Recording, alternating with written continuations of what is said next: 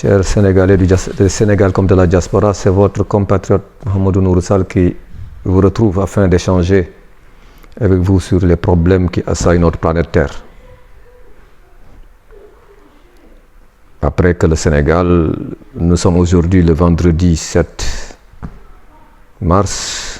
avril autant pour moi, quelques jours après que le Sénégal a célébré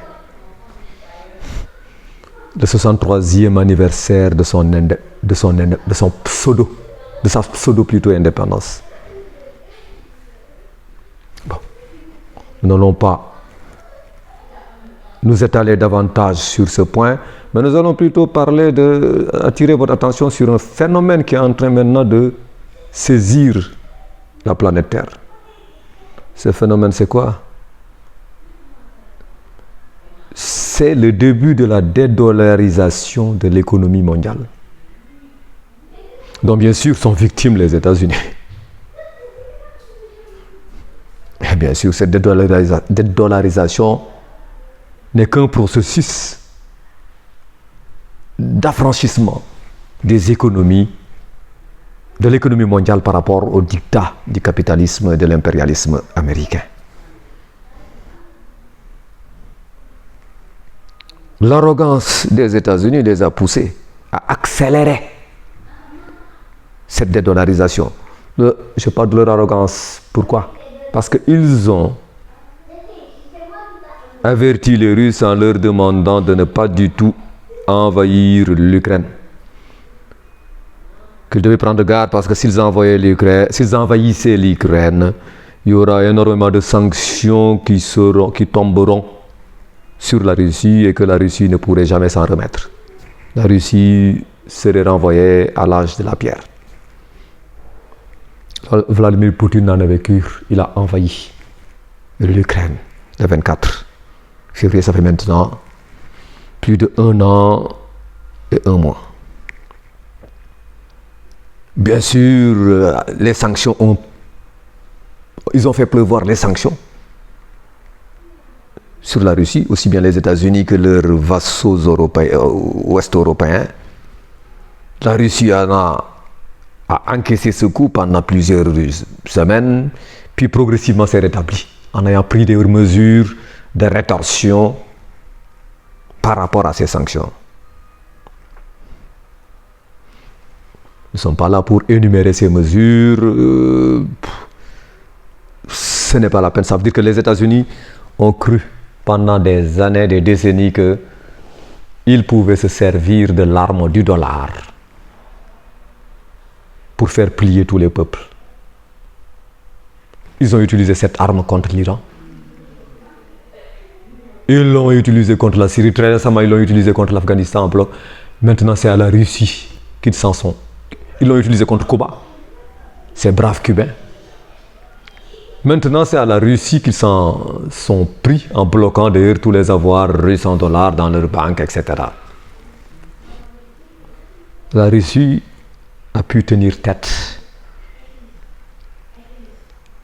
et a diversifié ses relations économiques avec la Chine et l'Inde essentiellement. La Russie a fait décupler ses échanges commerciaux avec la Russie. Et s'est intéressée avec la Chine autant pour moi. La Russie a décuplé ses relations, a plus que décuplé, même fait décupler ses échanges commerciaux avec la Chine et l'Inde. Ce qui lui a permis évidemment d'amortir grandement les sanctions prises par les Occidentaux contre son économie. Et d'après les chiffres du FMI, la Russie, même lors de l'année 2023, connaîtra une croissance, d'après les statistiques du FMI, du Fonds monétaire international. Mais tout cela est un phénomène qui n'a jamais eu lieu, où un pays a pu subir la foudre des sanctions américaines et européennes et malgré tout a pu tenir le coup. En quelque sorte, a pu même ignorer, c'est comme s'il n'y avait jamais eu de sanctions qui ont été prises. Et ensuite, l'effet, c'est l'effet contraire, ce que les gens baptisent souvent par effet boomerang, c'est l'effet contraire qui s'est produit avec ces sanctions en fait, parce que l'Europe étant foncièrement dépendante d'importation de gaz et de pétrole, bon, il est normal donc que les peuples européens, que l'Europe subissent les contre-coups de ces sanctions, puisque le prix du pétrole et des gaz et du gaz ayant augmenté, flambé, à un moment pendant une longue période. Mais les entreprises européennes qui consomment de l'énergie, bien sûr, toute entreprise, ça c'est un loi élémentaire, rien n'est possible sans énergie.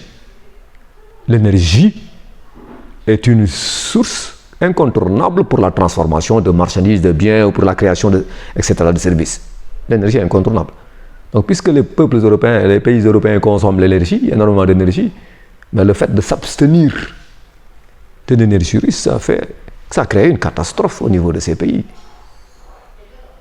Et le coût de la vie a atteint des sommets stratosphériques. Surtout du fait de l'augmentation de l'énergie. L'augmentation de l'énergie touche tous les secteurs. Le secteur industriel qui consomme énormément d'énergie, le secteur des transports qui transporte tout, le secteur aussi manufacturier, aussi bien aussi où il y a des outils, des machines-outils qui consomment aussi de l'énergie. Sans compter aussi que dans les maisons, il nous faut de l'électricité. Mais en un mot, ces sanctions que l'Occident avait prises contre la Russie, espérant que ces sanctions, pas espérant, ils s'étaient dit que c'était inévitable, la Russie allait s'agenouiller au bout de 2 mois. Ces sanctions, en fait, se sont retournées contre l'Europe et même contre les États-Unis. L'inflation est galopante et atteint même des niveaux stratosphériques. L'Angleterre est dans une situation extrêmement terrible. Il y a des grèves qui se répètent dans tous les secteurs, même dans la NHS, où les docteurs sont en mouvement, estimant qu'ils ont perdu 25% de leur pouvoir d'achat depuis 2011. Et que cette inflation n'a fait qu'aiguiser, qu'accentuer le caractère misérable de leur pouvoir d'achat. Je parle des médecins en Angleterre. Certains même ont commencé à émigrer vers l'Australie où les salaires sont meilleurs qu'en Angleterre. Il en va de même pour les enseignants anglais qui ont commencé à faire la grève, estimant eux aussi que le coût de la vie ne leur permet plus de vivre comme avant. Certains même d'entre eux skippent, comme ils disent, sautent des repas, en fait, se permettent de ne pas manger le repas de midi ou bien de jeûner afin de pouvoir faire que leur salaire puisse tenir plus longtemps. Sinon, avec le coût de la vie actuel, ils ne peuvent plus suivre. Certains même quittent leur maison très tôt, 1 heure de temps avant, pour pouvoir économiser la consommation d'énergie à cause du froid. Donc ils éteignent les trucs, les chauffages, etc. chez eux, et ils vont à l'école, c'est avec le chauffage de l'école qu'ils se chauffent. Et ils descendent plus tard que d'habitude, afin de rentrer le plus tard possible chez eux, afin de pouvoir toujours continuer la logique d'économie d'énergie chez eux. Et les États-Unis aussi sont dans une situation extrêmement terrible. Et les marchés des financiers disent que rien ne s'est encore déroulé parce que après la SVB, je ne sais plus, Silicon Valley Bank, les Signature Bank là, mais ça ce n'est que la partie visible de l'iceberg des crises qui vont sévir très prochainement, d'ici quelques mois, au niveau de l'Occident, des États-Unis surtout. Et les États-Unis qui sont devenus un pays qui s'est paupérisé. Ah oui, paupérisé, je vous parle bien, paupérisé, je pèse mes mots. C'est des statistiques qui ont donné ça.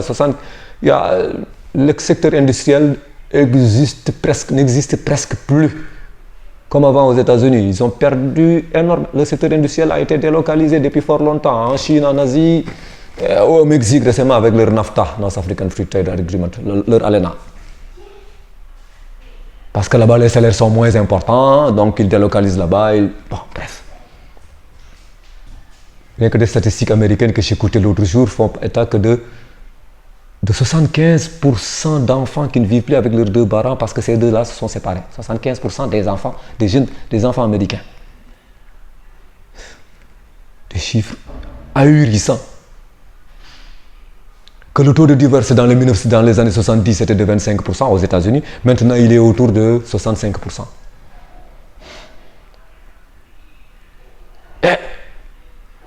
Pire que beaucoup de ces adultes qui ont perdu leur job, leur emploi, se tournent vers la consommation de drogue, d'opioïdes, etc.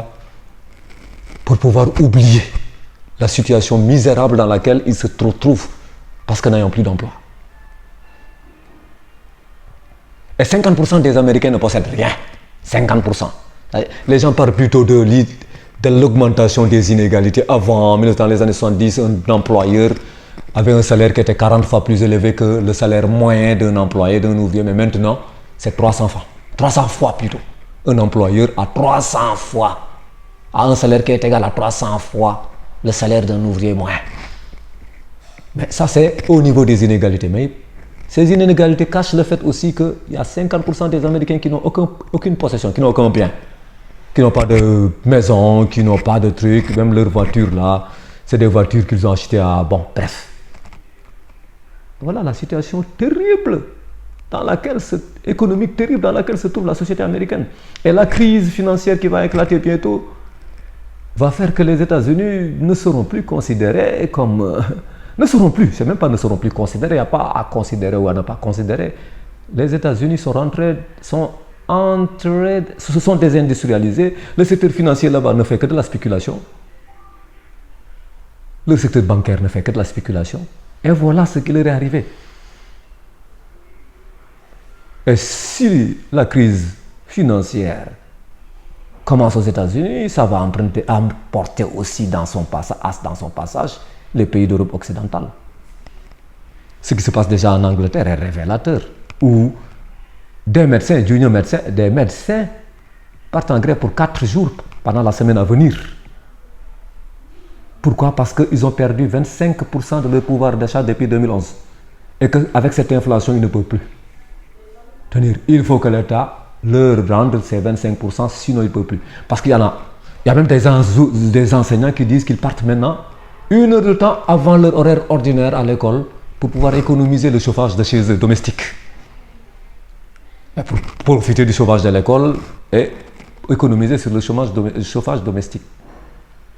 Et ils retournent aussi tardivement, bien après la fin des cours, chez eux pour toujours continuer la même logique d'économie, de tentative d'économie de bout de chandelle de leur chauffage qui consomme de l'énergie, de l'électricité.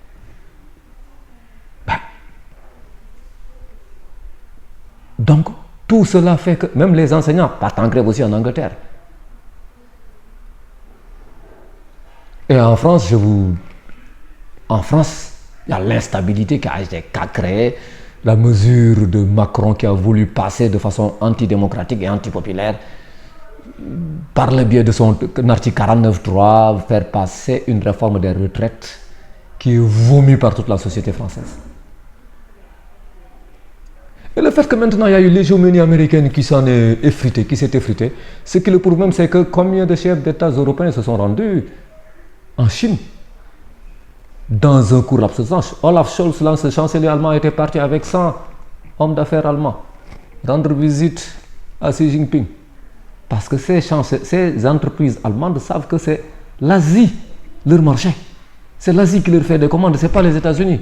Donc, les États-Unis qui avec l'IRA, là, Inflation Reduction Act, l'acte pour la réduction de l'inflation, là, qui demande aux entreprises qui fonctionneront là-bas, aux États-Unis, qui seront subventionnées. Mais les Européens, certains journaux européens ont râlé en disant que ça, c'est une désindustrialisation, c'est une annonce de désindustrialisation de l'Europe au profit des États-Unis. Bon, bref, pour ne pas nous enfoncer davantage dans ces considérations, mais même récemment, c'est Macron qui était là-bas et qui demandait à Xi Jinping d'user de son influence auprès de Poutine pour lui faire garder raison et faire que ce conflit-là se termine le plus rapidement. Du Macron qui a été assez irresponsable pour dire que oui, ils armeront l'Ukraine jusqu'à ce que la Russie soit agenouillée. Il n'y a pas de négociation possible avec la Russie. Et qui va demander à Xi Jinping de négocier pour que la Russie sache raison garder. Et avec lui, il y avait la présidente non élue de la Commission européenne, Ursula von der Leyen, qui était là-bas en Chine avec lui aussi, avec Macron. Pourquoi ils sont rendus là-bas? Lui aussi, Macron est parti avec des hommes d'affaires. Pourquoi? Parce que tous savent que c'est l'Asie, leur client. Si l'Asie ne commande rien, l'autre n'a qu'à fermer, industriellement parlant, parce qu'ils produiront pour ne plus pouvoir exporter plutôt. Bon, bref, en un mot, ces crises-là, ces crises menaçantes, c'est pas que ces crises menaçantes qui seront réelles dans un avenir proche. En affaiblissant davantage le dollar, parce que le dollar dans tous les cas se reposait sur le plan des échanges internationaux sur le dollar, sur le pétrole. Les Saoudiens qui leur avaient permis cela depuis les années 1974, maintenant ces Saoudiens disent que leur principal client c'est la Chine. Donc ils n'ont plus besoin, ils peuvent vendre en yuan comme en d'autres monnaies. Ça veut dire que les Saoudiens, ce faisant, ont décidé de participer à l'effondrement, ont décidé de faire ébranler la force du dollar. Et donc progressivement, ce dollar va perdre de sa valeur et de sa vigueur par rapport aux autres monnaies, surtout asiatiques. De même, l'euro aussi suivra le même cours que suivra le dollar. Donc, notre franc CFA aussi, puisque notre franc CFA n'a qu'un appendice de l'euro. Et puisque nos 63 ans d'indépendance là ne signifie pas ne veulent pas dire qu'on a remis en cause la tutelle de la France, la tutelle financière, monétaire de la France sur la plupart des pays d'Afrique francophone. Ça veut dire que nous aussi, Sénégalais, subirons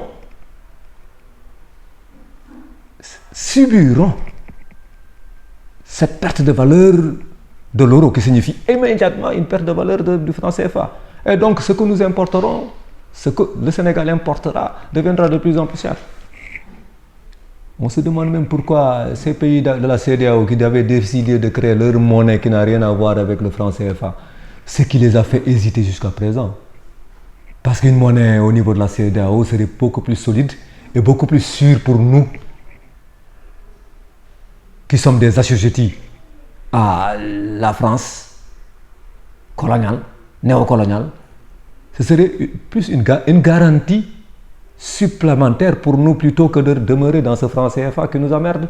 Et d'ailleurs, quand on vend, nous, à l'étranger, les devises sont récupérées par la Banque de France. Et à la place, on nous sert du franc CFA. Il y a quelques-uns, une partie des devises, je crois que c'est la moitié, qui nous est attribuée, mais le reste est bloqué par la Banque de France. Mais il faut être lâche, idiot et anti-sénégalais, haïr, avoir une haine viscérale de son peuple et de sa patrie, pour accepter même de telles conditions. Que le franc CFA, avant que l'euro n'existât, n'était qu'un appendice du franc français. Et donc les devises qu'on devait récupérer restaient au niveau de la Banque de France. Mais ça, pour l'accepter, il faut être indigne. Il faut être un chef d'État indigne pour accepter de telles clauses. Et donc, normalement, on aurait dû sortir de ce franc CFA depuis fort longtemps. Ça ne sert à rien de balancer, de mobiliser des voitures blindées ou etc., non blindées, semi-blindées, etc., pour célébrer une indépendance qui n'en est pas. 63 ans quoi? 63 ans de sous-indépendance, d'assujettissement à la France. On n'est qu'un appendice de la France. C'est pourquoi toutes les entreprises qui ont de gros contrats ici, c'est des entreprises françaises. Nos entreprises, industriellement parlant, nous ne serons jamais développées tant que nous serons assujettis à la France. Et c'est encore le cas. On n'a même pas d'indépendance agricole. Pourquoi on importe? On sait que depuis 1960, avant même 1960, mais depuis 60, où c'est l'époque des pseudo-indépendances, on sait qu'on importait énormément tout le riz qu'on consommait au Sénégal, alors qu'on a 3 grands fleuves. Si on a créé l'OMVS, c'était pour affirmer notre autonomie en matière de riz. Mais rien n'en a été. Alors qu'on a investi des milliards dans le truc, les barrages sont là, mais ne servent à rien pour l'agriculture. On a la vallée du fleuve Sénégal qui est là au nord, non aménagée, donc on ne produit rien. On ne produit que le tiers du riz qu'on consomme, et c'est même pas au niveau de la vallée du fleuve, mais c'est plutôt la production essentielle de riz, c'est au niveau des régions du sud. Et centrale, c'est même pas aux régions du nord, au niveau de la région nord, des régions nord que sont Saint-Louis et Matam. Je dis que c'est indigne et là, ça a été une indignité, une lâcheté de la part des gouvernants qui sont succédés depuis 1960 jusqu'à présent. La façon dont ils ont géré notre assujettissement monétaire par rapport à la France. La façon dont ils ont géré notre misère agricole en faisant que c'est un désert agricole qu'il y a au Sénégal alors qu'on a 3 grands fleuves. La façon dont ils ont géré ce désert aussi industriel, il n'y a pas d'industrie, il y avait même plus d'industrie dans les années 60 que maintenant. La façon dont ils ont géré le désert médical qu'il y a dans ce pays. Il n'y a presque pas d'hôpitaux dans ce pays, on n'a pratiquement pas assez de médecins, on n'a pas assez d'infirmiers, de sages-femmes, etc. Tout ce que vous voulez. Il n'y en a pas assez. Il n'y en a que quelques gouttes d'eau dans l'océan. La façon dont ils ont géré même notre soif. Parce que les coupures d'eau, les manques d'eau, là, il y en a presque partout au Sénégal. Et on ose dire que oui, 63 ans, à l'occasion des 63 années d'indépendance. Quelle indépendance? C'est ça l'indépendance? L'indépendance, c'est le fait de régresser sur tous les plans. Économiquement, socialement, en termes médicaux. L'éducation aussi, c'est la pourriture actuellement. Parce que on a de moins en moins d'enseignants de bonne qualité. Et l'école est tout le temps perturbée par des revendications, parfois très légitimées, mais auxquelles l'État ne prête pas son oreille, une oreille attentive, même s'ils ont eu à faire quelques semi-efforts l'année dernière. La formation reste à faire parce que la formation des enseignants n'existe plus dans ce pays. Donc je disais, chers camarades, pour ne pas tirer davantage en longueur, que 63 ans, c'est beaucoup dans la vie d'un être humain. C'est énorme dans la vie d'un être humain. Mais le fait que c'est énorme dans la vie d'un être humain, ça montre aussi l'énormité des trahisons dont sont coupables ceux qui nous ont gouvernés depuis 1960 jusqu'à présent. Et si on ne veut pas faire comme les Asiatiques ont fait, qui ont assumé leur indépendance économique, parce que sans indépendance économique, il n'y a pas d'indépendance politique. C'est des histoires là. Parler d'indépendance alors qu'économiquement parlant, on est dépendant sur tous les plans. Les peuples d'Asie émergents ont assumé leur indépendance économique. C'est pourquoi aujourd'hui, ils peuvent se faire valoir comme un nouveau pôle par rapport au pôle occidental. C'est ce qu'on doit viser, sinon tout le reste, c'est du bavardage. Chers camarades, merci, au revoir.